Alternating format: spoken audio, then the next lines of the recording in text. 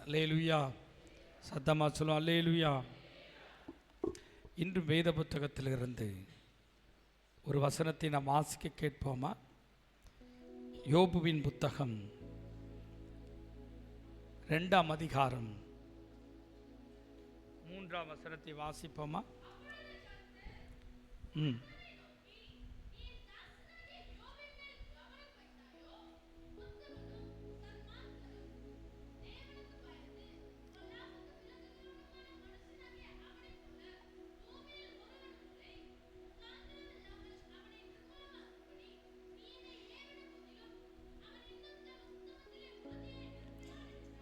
என் அன்பு தேவனுடைய பிள்ளைகளே, ஆண்டவர் ஒரு மனுஷனை பார்த்து இப்படி சொன்னார், அவன் இன்னும் தன் உத்தமத்தில் உறுதியாய் நிற்கிறான் என்றார். ஆண்டவர் சத்துருவை பார்த்து சொன்னார், அவர் இன்னும் உத்தமத்தில் உறுதியாய் நிற்கிறான். கண்களை மூடி நாம் ஜெபிப்போமா? ஆண்டவர் நோக்கி பார்த்த ஆண்டவரே, இன்றைக்கும் உம்முடைய வசனம் என் இருதயத்தின் ஆழத்தில் எழுதப்படுவதாக.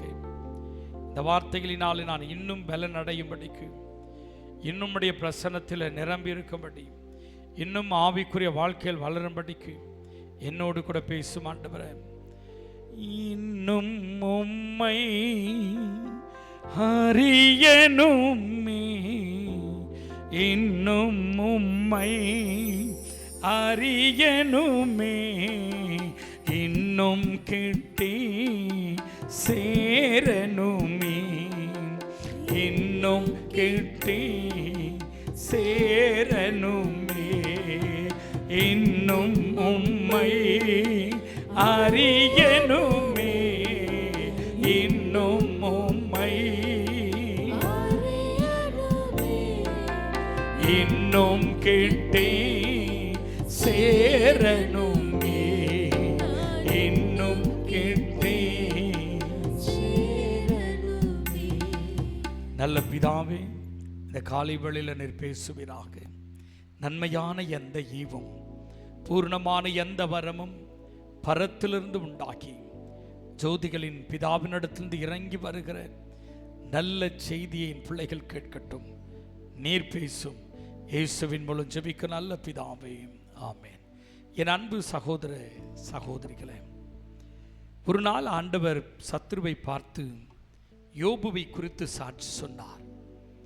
அவன் இன்னும் உத்தமத்திலே உறுதியாய் நிற்கிறான்.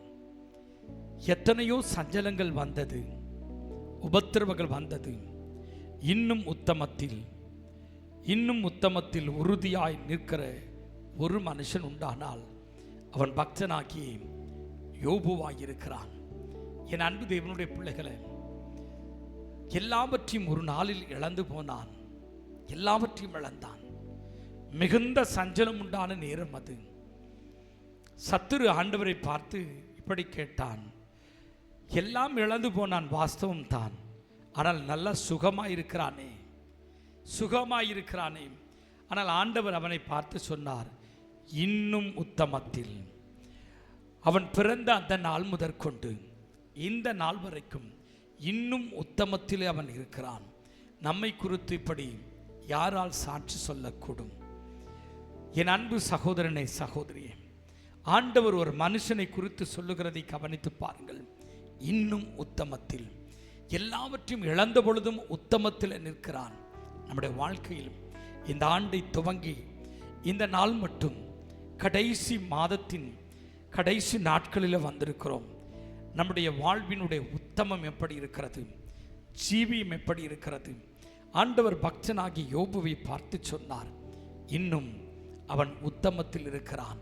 அவன் செய்கைகள் உத்தமமாய் இருக்கிறது, அவன் ஜீவியம் உத்தமமாய் இருக்கிறது, அவன் பார்வை உத்தமமாய் இருக்கிறது, அவன் சிந்தைகள் உத்தமமாய் இருக்கிறது, அவன் செயல்கள் உத்தமமாய் இருக்கிறது, அவன் பரிசுத்தம் உத்தமமாய் இருக்கிறது, அவன் எனக்கு முன்பாக நிற்கிறது உத்தமமாய் இருக்கிறான், ஜனங்களுக்கு முன்பாக பேசுகிறது அவன் உத்தமமாய் இருக்கிறான்.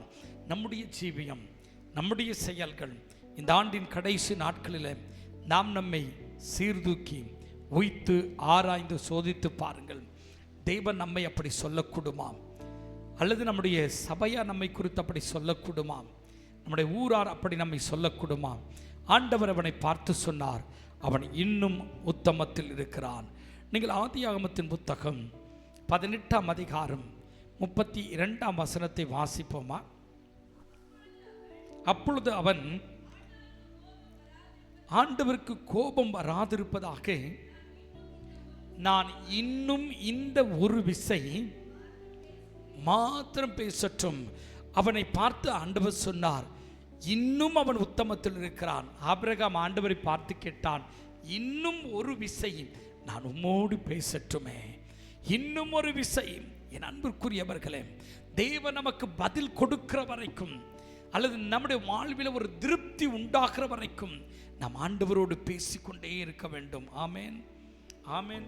ஆபிரகாம் கேட்டான், ஆண்டவரே, சோதோம் குமார பட்டணம் அழிப்பது உண்மைதான், அங்கே என் சகோதரன் இருக்கிறானே, அங்கே என் சகோதரனுடைய மகன் இருக்கிறானே, ஒரு குடும்பம் இருக்கிறதே, அழிந்து போகுமே, அழிந்து போகுமே. ஒரு 50 தீர்க்கதரிசி இருந்தா நீர் அழிப்பதில்லை, வாஸ்தவம் தான். ஒரு 45 அழிக்க மாட்டீங்க, வாஸ்தவம் தான். ஒரு 20 அழிக்க மாட்டீங்க, வாஸ்தவம் தான். நான் இன்னும் பேசட்டும். 10 நீதிமான்கள் அங்கே இருந்தால் அழிப்பீரோ? அன்பிற்குரியவர்களே, இந்த ஆபிரகாமுக்கு ஒரு சந்தேகம் வந்தது. ஒரு முழு பட்டணத்தை ஆண்டவர் அழிக்க கூடுமானால் அதில் ஒருவன் கூட நீதிமான்கள் இல்லாததுனால தானே அழிப்பார் என்றாலும் ஒரு திருப்திக்காய் கேட்டான், ஒரு 5 பேர் இருந்தா நீர் அழிக்க மாட்டீர் தானே? இன்னும் நான் பேசட்டும், இன்னும் பேசட்டும்.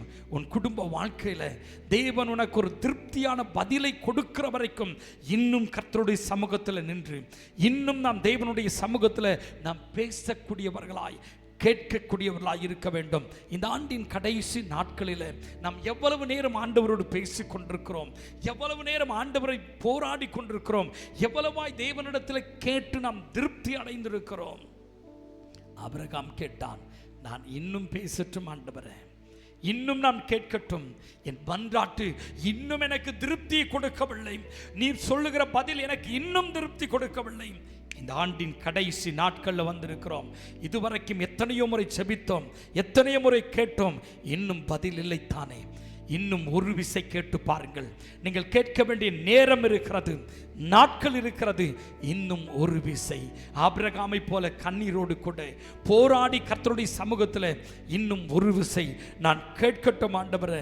என் அன்பு தேவனுடைய பிள்ளைகளை, நாம் கேட்கிற பொழுது பதில் கொடுக்கிறவராய் இருக்கிறார் ஆண்டவர். யோபுவை பார்த்து சொன்னார், இன்னும் அவன் உத்தமத்தில் இருக்கிறான். நம்மை அப்படி சொல்லுவாரானால் நாம் இன்னும் ஒரு விசை ஆண்டவரிடத்தில் நாம் கேட்கும் பொழுது தேவன் நமக்கு பதில் கொடுப்பார். வெறும் கேள்வியும் பதிலும் மாத்திரமல்ல, தேவன் நம்மிடத்தில் எதிர்பார்க்கிற காரியங்கள் என்ன? நீங்கள் சங்கீதங்கள் புத்தகம் 140 சங்கீதம் 42:5 கூட வாசிப்போமா? சங்கீதம் 42:5.